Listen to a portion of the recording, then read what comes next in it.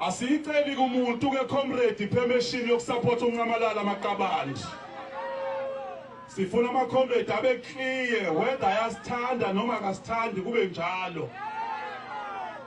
uMsholozi siyabonga ukuthi ukwazile ke namhlanje uMsholozi comrade uqopha umlando ubeka belungu kwidock wabamangalela bayohlala endaweni ehlala khona abantu abamnyama.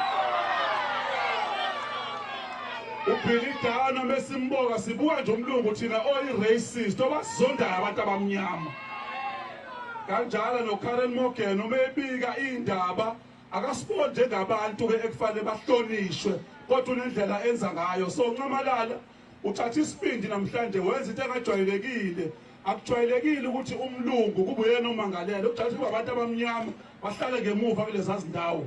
They were even confused ngaphakathi whether kufanele bahlale kuleya ndawo noma kufanele bengahlali. Asifisi comrade ukubabade sifuna ukucacisa nje comrade ukuthi iprovince yaKwaZulu Natal ukusupport uMsholozi.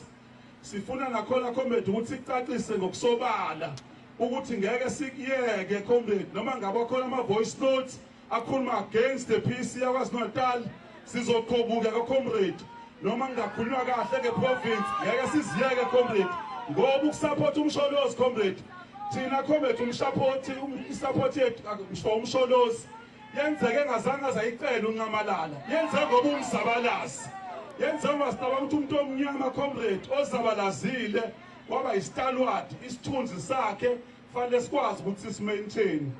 Kumele comrade nonke ke nazi Maqabandi thina ukuthi ayikho ileader ka-ANC noma ye-alliance comrade that is going to bully us, that is going to control us comrade. The ANC KwaZulu Natal comrade is not for sale, not even to the highest bidder. So sifuna nikhululeke nje comrade ukuthi intando nenhloso yamagata ka-ANC iyona uThixo kuphela kuthina comrade.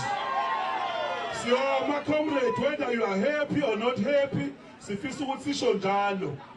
uComrade uNcamalala ke comrade akadingi ukuthulwa ngoba une principle comrade uMsholozi ukuthi noma sibaningi noma sibancane usuke ezofuna ukuthi azozibongela.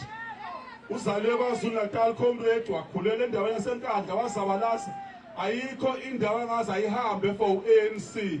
Kule position esikuyona sasisho nje senkandla ukuthi sinenhlanhla ke Msholozi ukuthi ukwaba na usihlalo kwaZulu Natal. So njengamanje na wayilidi kwaZulu Natal you negotiated uma nibona ukuthula kwaZulu Natal. uMsholozi was the champion of ensuring ukuthi asikho isidingo sokuthi abantu abamnyama bebodwa babulalane. I-enemy yangempela ilabantu abaphethe umnotho bavamisa ukukhanya kakhulu ngokwebandla. Asikho isidingo sokuthi silwe sodwa thina ngoba umnotho asikawuphathi Maqabandi. Izwe lethu safuna ukuthi libuyele ezandleni zabantu abakahle in terms of umnotho. So uNcamalala namhlanje usuku lakho sifisa ukuthi sikunikeze ithuba uzokhuluma nama comrade. Singasukuma ke comrade sinasitele phansi sinikeze uNcamalala ithuba.